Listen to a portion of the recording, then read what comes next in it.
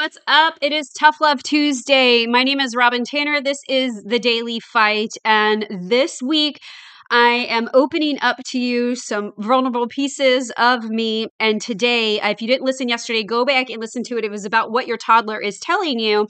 And I ended the podcast talking about, remember back in the day when they did, I don't even know if they still do this or not, but like back in the day, you used to like win the shopping spree and you could go into the store and you could just fill up your shopping cart with whatever you wanted, no questions asked. And you had a certain amount of time to do it. And you got whatever you wanted just because you wanted it. And so go back and listen to the podcast because it's really about, and I think it's less than 20 minutes. So you can do it on the treadmill. You can do it while you're folding laundry. You can do it while you're doing chores or driving on your errands.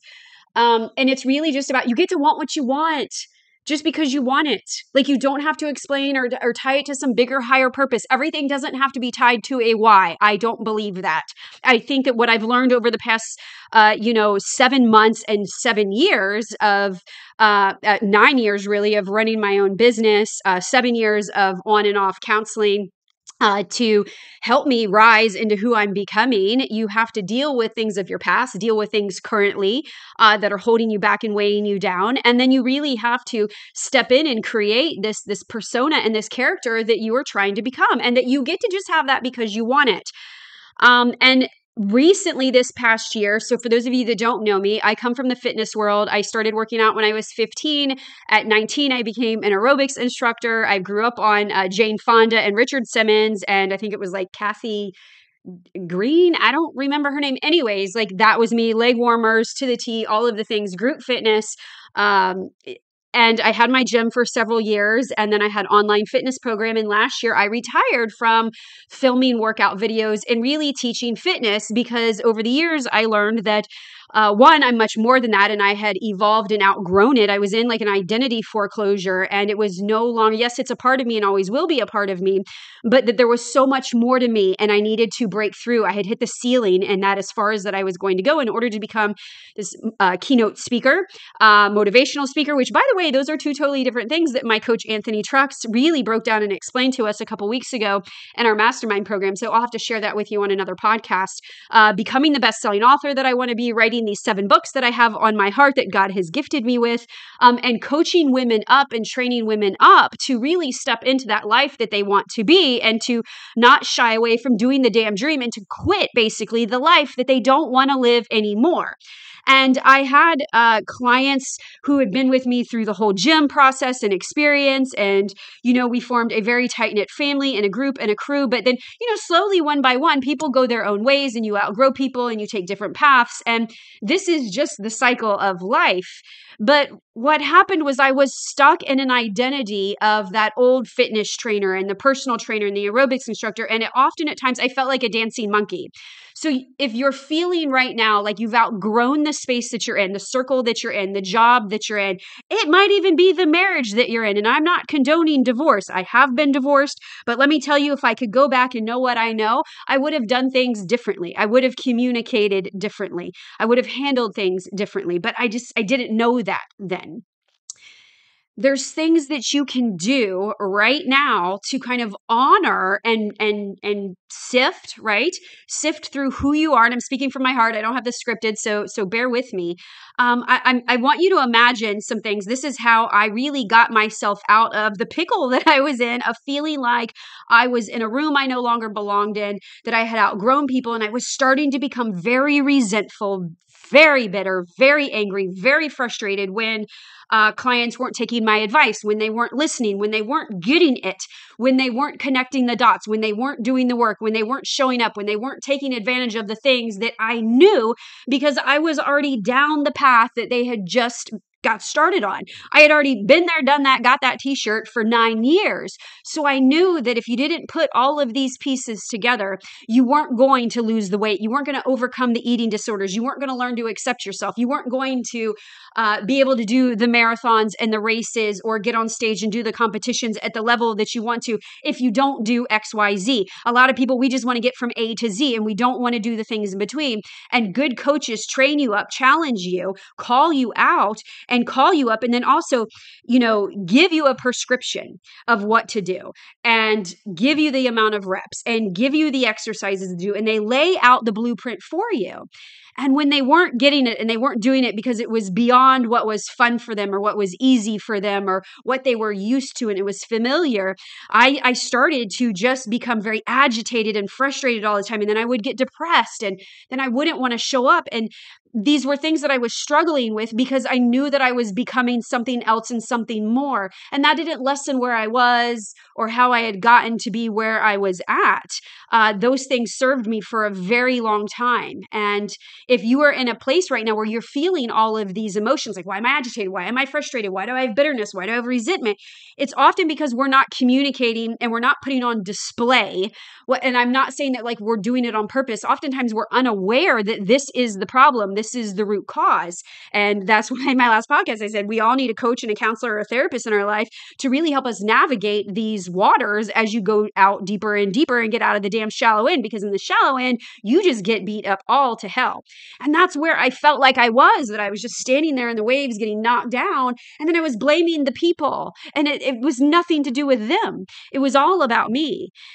And so I quit. I retired. I was like, I've got to quit because I'm not a plan B person. Arnold Schwarzenegger has a saying, actually, it's called no plan B. And my husband, bless his little heart, gave me this gift the other day. If you can't see me, it's from Arnold's Pump Club, and it's a coin, and on it is Arnold flexing. And if you are watching, then I don't know if you can see this, and it says no plan B.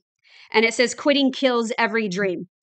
But when I call myself the quit queen, it's often because we need to quit doing some of the things. And again, go back and take my quit quiz. I'm telling you, this thing will point out so many things that not that we're trying to point out what's wrong with you, but that they will just open your eyes to what is possible, that you don't have to stay this way. But you need to know which are the things that you need to quit so that you can receive and start doing. And I stayed way longer than what I was supposed to at the job that I was doing. And some of you guys are staying way longer at a job, way longer in a role, way longer in a relationship, way longer. Maybe you're in college or you're getting your master's degree or you're in this type of other program and you've decided, I just don't want to do this anymore. But you've got like this idea that you got to keep going because you're so invested. And that's exhausting. It's exhausting thinking back how I would have continued to hold on, right, until there was nothing else. Like somebody would have had to pull me out of that gym. Somebody would have had to pull me out of my garage filming workouts. If I didn't have the gold balls to go, this isn't working anymore to get me. This isn't getting me closer to where I want to go. You've got to, at a certain point, remember that this is about you, your journey, your rise, your transition, your transformation, this life is about you. Your kids will grow up and leave. Your husband has his own life and his own desires. Your friends, your people at work, your employees, your coworkers, your colleagues, even your mentors, even your coaches and your therapists and your counselors, everybody has their own life and their own dreams. And we should all have no plan B. The only plan B is to fully execute plan A. I've been saying that for years. And anyhow, my husband brings this home because he knows that I've been struggling this year after retiring, after quitting all of the fitness, even though it's what I really wanted to do. And when I stood in the energy of, I can't wait to do this, I've elevated myself, I'm tripling my prices, I'm quadrupling my prices, I'm only taking on women that are really ready to invest in themselves, which by the way, I still am, because there's no convincing, there's no manipulating, there's no selling you yourself. Only you can do that. And I used to say, like, I'm just trying to sell you on yourself. But if I have to convince you, you're not going to do the work. You're not going to show up to the calls. You're not going to show up to do the deeper work. You're not going to show up to the workshops. You're not going to show up in person. One of the analogies that I came up with was that these people weren't doing, the people on my list. I had this long email list. I had this group, and they weren't doing the things. They weren't seeing it. They weren't getting it. They didn't have my same vision. And I was resisting that, and I was fighting that, and I was trying to force it. And the more I forced it, I knew that like God was going to dry this up. God doesn't only funds his plans. God is not going to fund something that isn't meant for you. And I believe that wholeheartedly. My faith just continues to drive me, but I'm like, but Lord, like you've put this on my heart. And I didn't know why I couldn't sell them. And so I was trying to figure out, like, what am I selling? If I were a store, what am I selling these people, these women, these souls that I know have more inside of them because I could see their potential? It's one of the gifts of a coach. A great coach sees what other people don't. We see what you don't see. We hear what you don't say, and we know your blind spots, and we know like the potholes in the road that are going to come for you, and we know the fires that are going to happen. We know the things that are going to try to take you out. We know your patterns. We can spot them. This is what we're trained to do. I used to say all the time, I will come to your job and get you fired in about 5 minutes flat. But this is what I'm trained up in. I know this. So if I were a store, what would I be selling? If you could walk into my store and I gave you this bag, and you were going to go to each shelf and you were going to put things in this bag, what would be in the bag? And I came up with this, and I put it out into an email, and I did it in a video, and it was nonetheless while I was about to go into surgery or recovering from a surgery. I'm not quite sure.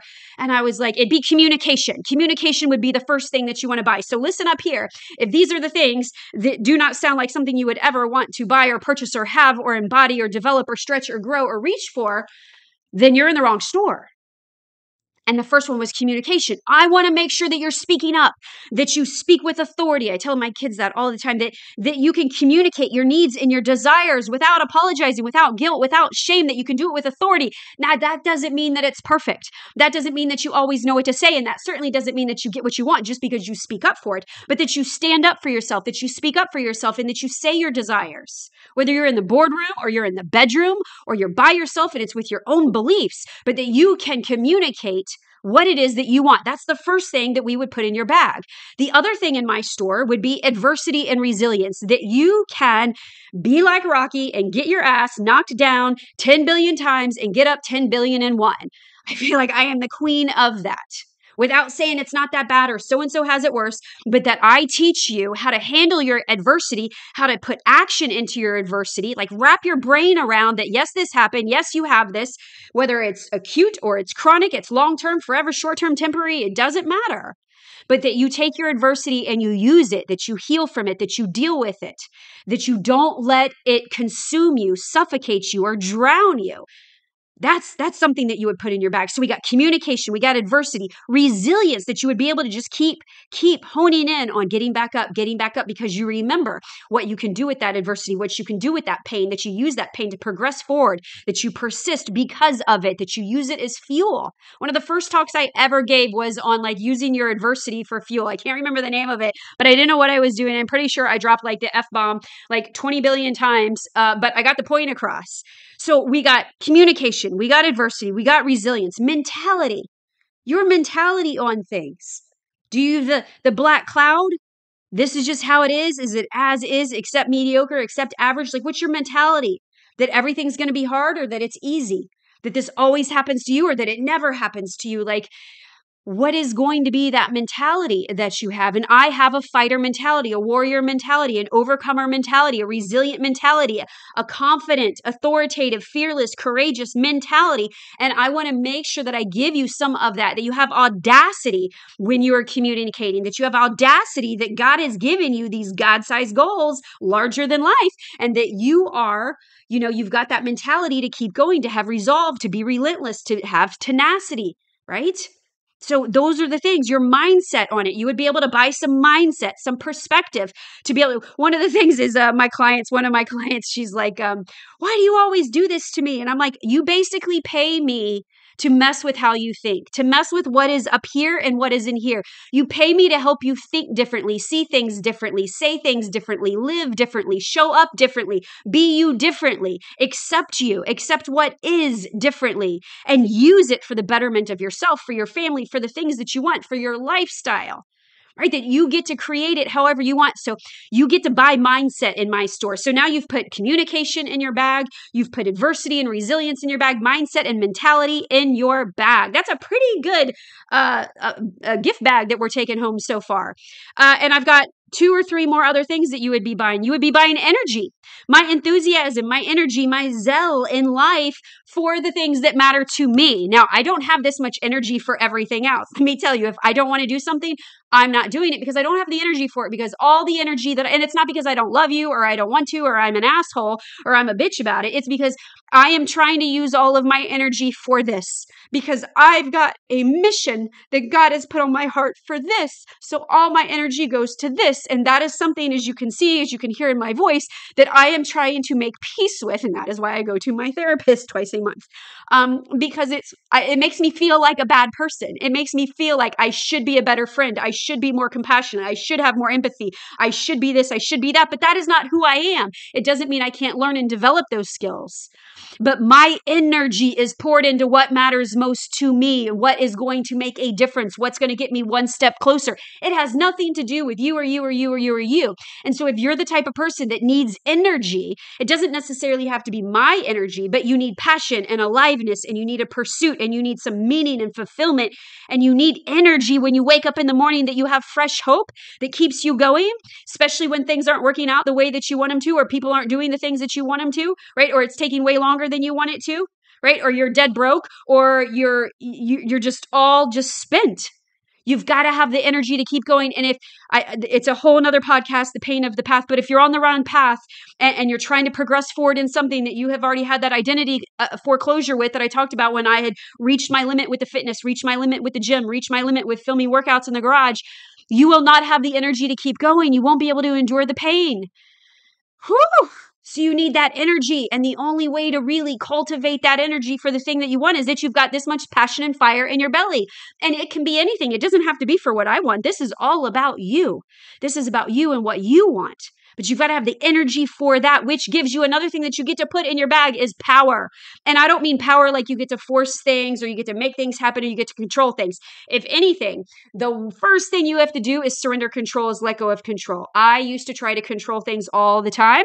And yes, I still try to do it a little bit, but now I'm much more aware of it. And I know to back off, and I know to go, what would I do differently? What would future Robyn do? And she does not try to control, because the minute you try to control is when you lose control, is when it goes the absolute other way. You will never win that tug of war. And oftentimes we try to control because we are afraid we're not going to get ours. We're afraid we're going to get left behind. We're afraid it's not going to work out. We're afraid of all the other cliche ones, right? Like judgment, rejection, abandonment, success, failure, blah, blah, blah, blah, blah. At the end of the day, the easiest way is we're afraid that we're not going to get ours, that we're going to get left behind, that it's never going to happen. I'm afraid that I will die with all of these stories and all of these words and all of this passion inside me if I don't keep moving forward and using my energy and the way I communicate to move forward, and the way that I can handle adversity and thorn after thorn after thorn after thorn, and the way that I have received thorns, right? Those are my crosses to bear. And then, of course, my mentality and mindset on it. See, all of these things work together. And what happens is when you have all of these things in your bag, so you're at the store and you have grabbed your communication and your adversity and your resilience, and you have grabbed mentality and mindset and power and energy. We've built up some confidence. That's like a byproduct. That's like the freebie. Would you like a free sample? You get like the free sample of the confidence. It just comes. That comes with it. The authority that you get, it just comes with it. So you just get the confidence for free. And then what ends up happening is you have the word that's going around, right? The big word is all the manifesting, right? Like you actually get it. You get the thing because you have done the work to go in and decide these are the skills I need to build. These are the characteristics and the traits and the energy that I want to possess, that I need to. And even if you're already a very confident person or courageous person and fearless person, which are the last ones on at the store that you can get with me, is courage and fearlessness. I'm scared every day. Like I just said, and you'll hear me tear up. I'm scared that I will die with these stories. That is my worst nightmare, is that something happens to me, or I am 99 years old and I'm laying on my deathbed and I didn't do all the books. I didn't get all the stories out of it. That is my biggest fear. And that is one of the things that drives me. It's also very scary to only have a plan A, right? I don't have no plan Bs. Thank you, Arnold. Like I don't have a backup plan. I don't have a side hustle. This is my hustle. This is what I do. What I do have is God on my side and faith, and I'm trying to be obedient to that the best that I can. I have an amazing husband who has been very, very supportive, that isn't like, oh, you got to go get a real job, because I was told that for many, many, many years. From family and from people that were close. And sometimes even other people are like, well, maybe you should do this on the side to earn money, or you should do this on the side to earn money. And I'm just sharing this with you openly and freely, because when you're an entrepreneur, when you're self-employed, whether it doesn't matter what industry that you're in, there's highs and lows, and you have to ride them. Retail space owners, that was one of the hardest things that I ever did. My ex-business partner would probably agree, like riding out the highs and lows of owning your own business in a retail space and having that pressure is tough. But what happens is it builds up your courage. It builds up your ability to step anyways, to be fearless. Like courage isn't, right? We've heard it. Like courage isn't like not being scared. It's just doing it anyways. It's just stepping in your faith. And what happens is in my store, when you get all of these things. So even if you just come for, I want to learn how to communicate better. I want to speak up for myself. I want to learn how to honk my own horn, right? I want to learn how to tell my husband all of my desires. I want to learn how to, and I'm not talking about like presentation speaking wise. I'm not a speaking coach. What I'm talking about is releasing the trapped desires, releasing the trapped life inside, getting over the speaking up for yourself and challenging authority, or challenging the status quo, challenging the average, challenging accepting what is. Like, I don't just accept things as is, and neither should you. You should question it. It doesn't mean that debate, right, is to divide you, or to, you can't be friends with somebody because they disagree. I think this world needs more of, let's agree to disagree, that you can be friends and you can be colleagues and not have that division between you. You're allowed to have different beliefs. It's what makes this world a better place if we just accepted that we all don't have to be on the same damn page. And that is a whole nother rant, but I'm just letting that one go. We don't have to all be on the same page. But I think the way to breathe through that and to be more accepting is that if more of us were actually speaking our mind and speaking our desires and going into the stores, right, so to speak, and buying those skills that we want, investing in them with our time and our money and our attention, right, investing in the communication skills and the desires and the permission we give ourselves through that, and learning to use our adversity and our challenges and our hardships and our hard times to make us better and to mold us and to find the lessons in that, as cheesy as it sounds, that gives us better mindset and better mentality. That gives us better perspectives, which then gives us that confidence, that free sample of confidence, that gives us the courage, gives us the fearlessness to do the life that we want to do. And if more people were actually living the life that they wanted to live and saying the things that they needed to say, I think the world would be a better place. And it's really as simple as starting with just yourself.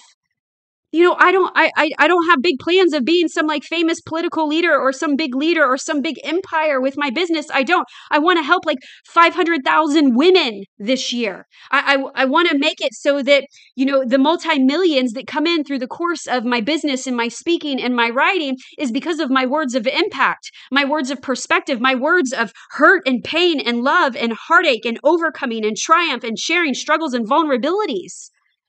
And I think if you did that with the thing that you want to fight for, that lights you up, that can you not tell how passionate I am?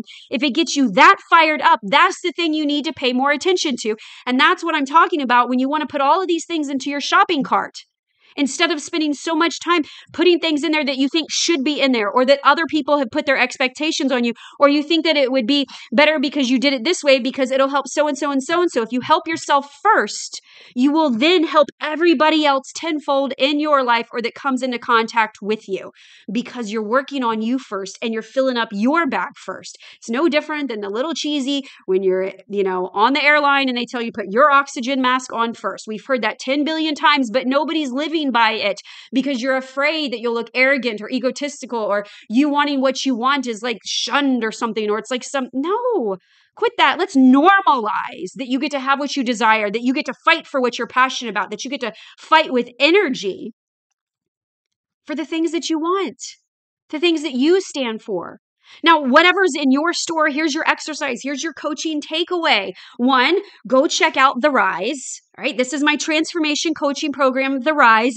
The enrollment is open. It is ongoing every week. You get something delivered to your inbox. I have 16 weeks of helping you rise through 4 different phases. And I'm going to be sharing some of those on the podcast so you kind of get an insight. But go to robyntanner.com/the rise, and that will give you more than enough information that you need. But if you're fired up by this, enroll in the program. You get live coaching, you get resources, you get community, a badass army of women. It's an entire program, and I'm not going to go too much into it right now because I want to give you the exercise, but go check out robyntanner.com/the rise. If you're feeling this, if you're moved by this and you're inspired by this, join the program. You'll get me live. You'll get a community of badass women. This is brand new, something that I've been working on birthing for quite some time. And it's the culmination of the 9 years of me owning my own business, rising through my own business, and really 26 years of coaching people, and really all of the work that I've done to become who I am and to continue becoming who I am, and putting those women together in a community where we rise up together. What I want you to do is I want you to tell yourself, write it down, journal it out. If you had a store, what would be in your store? What would you be selling somebody? What would you be giving to somebody? What would be your free samples? What would be the meat, the heart, the foundation, the cornerstone of your store? What inside of you, what gifts, what strengths do you have that you believe in, that you know you are? These are the things that I'm solid in. I've got a list of 10 other things as a coach that I'm pretty awesome at, that I've worked at, that I've studied for, that I've earned, high performance certification through Brendon Bouchard, like through all of my other 26 certifications that nobody ever asked, through my communication degree at University of South Florida. Like, there's tons of them, but these are my rock solid. I call them my badassery zones. What's in your store? If you got a store and there's a shelf that's the aisle that says badass zone, what is on that shelf? What could I go into your store and buy from you that I might need? Right? That's cool. When you know that, when you can hold on to that and be sure as you know what, that I can help deliver these things into the world, I want you to start focusing on those things instead of all of the things. Because if I try to do all of the things, right? I love fitness. I love teaching group fitness. I love combat class. I love all of it. But where I'm going for the next level, sometimes you have to leave behind what was good then in order to get the next thing that's waiting for you, that's bigger, that's better, that's deeper, that's greater, that's more aligned, that's going to help you get everything you want, and that's going to use you as a tool. That was my prayer last night. I'll share this and I'll end it. But what's in your store? Do that exercise. It's a game changer. What's in your store? And there's deeper levels to that, which we will be learning. We'll be doing a whole workshop on this in The Rise. So go to robyntanner.com/the rise. My prayer yesterday in my bathroom, on my knees, on the floor, was, God, it's not about me anymore. And I say this even though He knows my desires and I've spoken my desires out there and I don't have to justify my desires. The prayer was, the word that I heard from the Holy Spirit, from God, from myself, was that use me as a tool. Use me, Lord. And I've said that, I've prayed that since I've been saved, right? Since September 13th, 2015, was to use me as a tool, use me as a vessel, use me as a platform, help me help other people. But last night it was different, is in that this is no longer for me. This isn't give this to me, Lord, please help me do this, help me accomplish it, help me be this, help me have this, help me live this. It was make me a tool. This is now way bigger, right? Some of the things that are going on behind the scenes in my household and in my extended family this is so much bigger. This is now about help me help them so they can help the people that they need to help. And it was much more eloquent than that, but that's what I'm remembering today, is that you are a tool. You have a store. You have strengths. You have gifts. You have talents. You have things that only you can give the world. And you've got to let God step in and show you how to hone in on those. Don't dismiss the other things that you're good at and you're great at, but hone in on those badass zones. What's in your store that will help you have the desires of your heart, but also allow you to be used as a tool for other people so that they get what they need, so that they do what they need to do. And that is how we change the world. And that is how we make it less cynical. That's how we make it less like, this is crazy. I don't know how many times like my mind is blown when I look at the news, which is why I never look at the news. And my husband knows not to let me look at the news because I can't even, it blows my mind, the things that are going on right now. And I think really it just stems from a lot of pain and a lot of hurt and a lot of misunderstanding and a lot of miscommunication. And if you could start to understand that within yourself, and then you just focus on, well, what's good in my store instead of what's spoiled about everybody else or what's spoiled about you, which probably sounds like another good podcast. Think about what's in your store, and I'll leave you with that. This is The Daily Fight. Peace out.